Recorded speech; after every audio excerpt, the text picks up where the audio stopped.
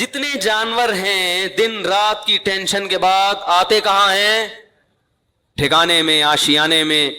انسان کے لیے بھی اللہ نے گھر بنائے ہیں۔ قرآن کے الفاظ ہیں جعل لکم من بیوتکم سکنا، کہ اللہ نے تمہارے لیے گھروں کو رہائش کی جگہ بنایا۔ سکنا جو ہے نا یعنی رہائش کی جگہ۔ اور اللہ نے یہ بھی فرمایا گھر بنتا ہے ریلیشن سے۔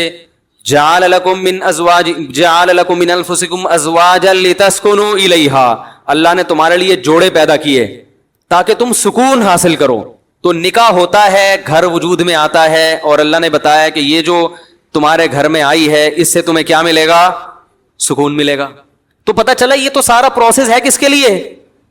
سکون کے لیے بھائی۔ اور ہمارے ہاں زیادہ تر ٹینشنوں کے واقعات گھروں کے ہوتے ہیں۔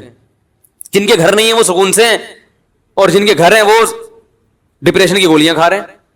تو اس کا مطلب معاشرے میں کوئی بہت ہی الٹا کام ہو رہا ہے جو بالکل فطرت سے ہٹ کر ہے۔ کیا ایسے یار کیوں سمجھ میں کیوں نہیں آ رہا؟ دیکھو روٹی پیٹ بھرنے کے لیے ہے نا، روٹی سے پیٹ نہیں بھر رہا، مطلب وہ بہت ہی کچھ ایسا چیز آپ نے کھائی ہوئی ہے، یہ کچھ ایسا لائف اسٹائل ہے کہ آپ کا تو میدا ہی الٹا کام کر رہا ہے۔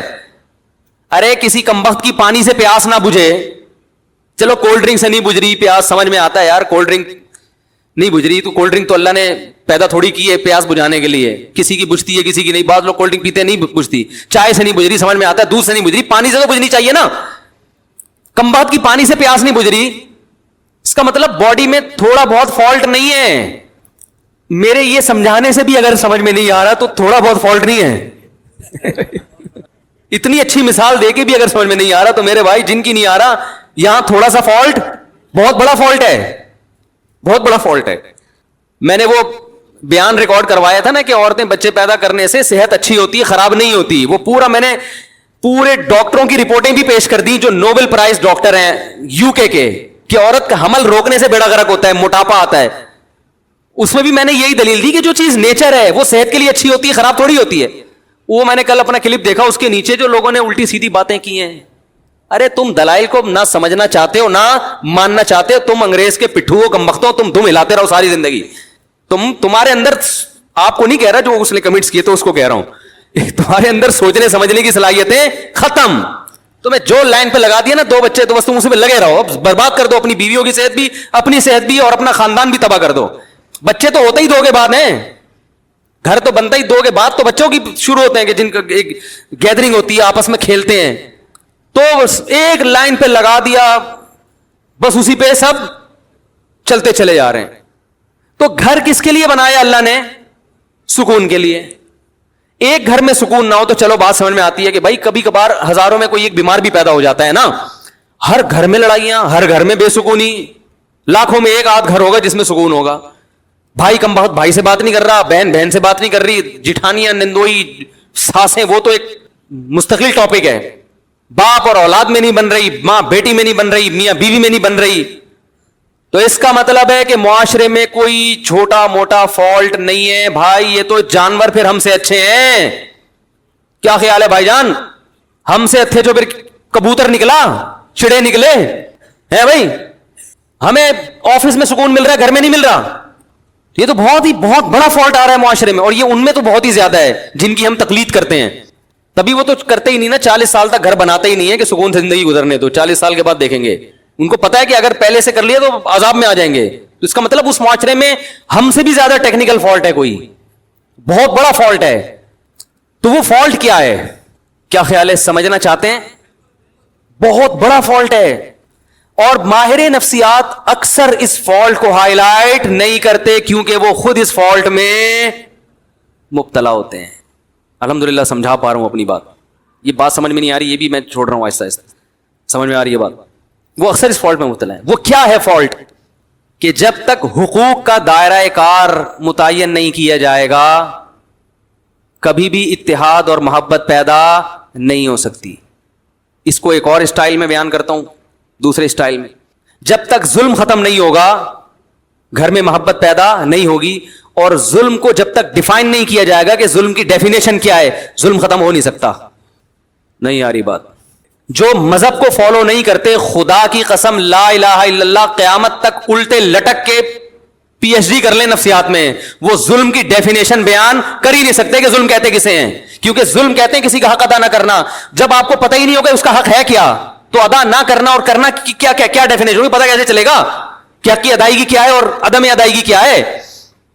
کیونکہ حق کی ادائیگی کس کا کس پر کتنا حق ہے, کیا حق ہے, وہ نہیں ادا کرے گا تو لڑائیاں ہوں گی نا. میں سمجھ رہا ہوں کہ اس کا مجھ پر حق ہے, وہ سمجھ رہا ہے کہ ہے ہی نہیں, تو کیسے معاملہ چلے گا؟ یہ فیصلہ کون کرے گا کہ یہ مطالبہ درست ہے یا غلط ہے؟ یا تو یہ اسلام بتائے گا.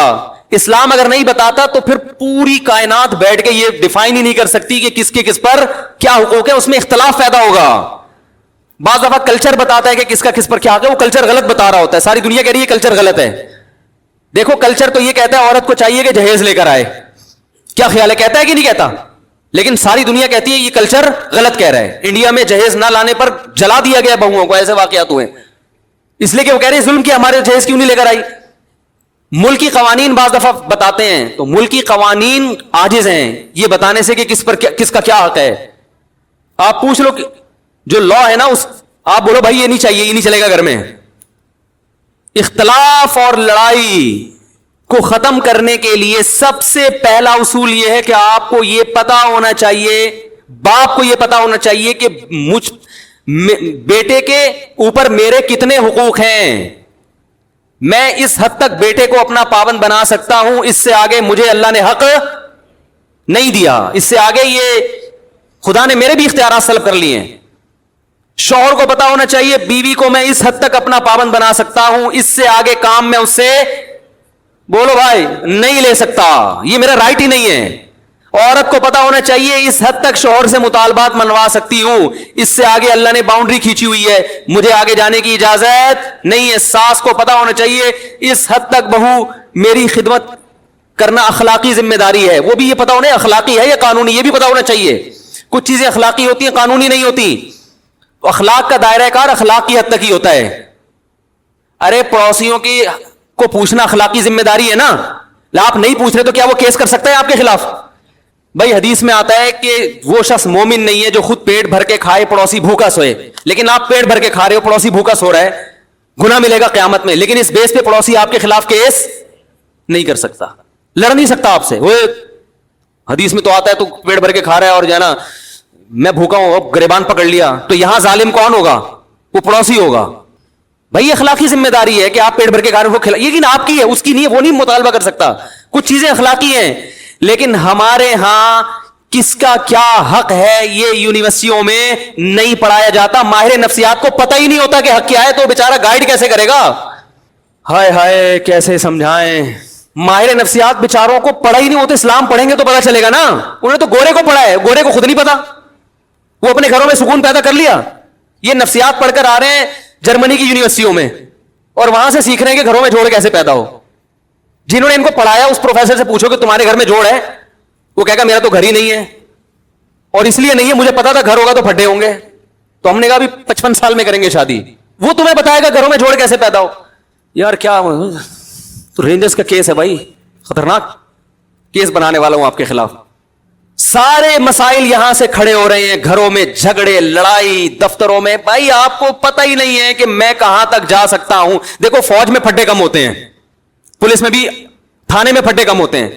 وجہ اس کی یہ ہے کہ ایک رنگ روٹ کو پتا ہے کہ آفیسر کی بات میں نے ماننی ہے, کن باتوں کو ماننا ہے اور کون سی بات ایسی ہے جو میرے اوپر لازم نہیں ہے. اگر کوئی آفیسر میرے سے گھر سے پوچھا لگوانا شروع کر دے تو یہ میرے اوپر, اور آفیسر کو پتا ہے کہ میں نے یہ شروع کر دیا تو میرے خلاف کیس بھی ہو سکتا ہے. تو پھٹوں کا ریشو فوج میں, پولیس میں سب سے کم ہے, کیونکہ قانون ہے, ان کو لکھا ہوا ہے کہ یہ ذمہ داری ہے. دفتروں میں بھی پھٹے اکثر کم ہوتے ہیں, کیونکہ باس کو پتا ہے کہ یہ امپلائی میرا کتنا تابع ہے, اس کو تنخواہ اس چیز کی ریٹرن میں لکھا ہوا ہوتا ہے کہ بھائی تجھے اس چیز کی تنخواہ مل رہی ہے, تو نے اتنے بجے آنا ہے, یہ کام کر کے دینا ہے, کرے گا تو میری بلا سے, تو شکل کا اچھا ہے برا ہے بھائی, تجھے ملیریا ہے, تجھے ٹی بی ہے, تجھے کیا ہے, تو نے پولیو کی ویکسینیشن کروائی ہوئی ہے کہ نہیں کروائی ہوئی, مجھے میری ہیڈ ایک نہیں ہے. یہی ہوتا ہے نا بھائی, یہ کام ہے, یہ کر کے دو گے تو تنخواہ ملے گی, نہیں تو پتلی گلی سے نکلو. اس لیے وہاں بھی پھٹوں کا ریشو کیا ہے, وہاں پھٹے ہوتے ہیں غیبتوں کی وجہ سے. وہ باس, وہ دیکھو وہ چمچا بنا ہوا ہے, اس کو تنخواہ بڑھا دی ہم کیونکہ ایمانداری سے کام کر رہے ہیں, ہمارے تو تنخواہ نہیں بڑھ رہی. یہ اتنے اور بھی باتوں کی حد تک ہوتا ہے, ایسا نہیں ہوتا کہ کمپنی بند ہو جائے پھٹوں کی وجہ سے, صرف باتیں کریں گے. وہ تو شوق ہے مسلمانوں کو باتیں کرنے کا. کیونکہ کام تو ہوتا ہے گورنمنٹ کے اداروں میں ہی زیادہ ہوتا ہے نا, کیونکہ وہاں تو کام ہی نہیں ہوتا, تو باتیں کر کے ٹائم پاس کرنا ہوتا ہے. لیکن گھروں کے جو پھڈے ہوتے ہیں وہ خطرناک, چاقو نکل آتے ہیں, چھریاں نکل آتی ہیں, 2-2 سال تک بھائی بھائی سے بات ہی نہیں کر رہا, طلاقیں ہو جاتی ہیں, بچے رل جاتے ہیں, ڈپریشن میں چلے جاتے ہیں. ہم نے نہیں دیکھا کوئی باس کی وجہ سے ڈپریشن میں گیا ہو. ایسے میاں بہت دیکھے ہیں جو بیوی کی وجہ سے, عورتیں شوہر کی وجہ سے, بہویں ساس کی وجہ سے, ساس اپنی ساس کی وجہ سے. آپ کہنے والے تھے ساس بہو کی وجہ سے, اب تک ایسی رپورٹ آئی نہیں ہے, وہ چھوڑیں بھی زیادہ. تو خود سمجھدار ہیں آپ لوگ. وہ ساس بھی ڈپریشن میں آتی ہے لیکن وہ کس کی وجہ سے, اپنی ساس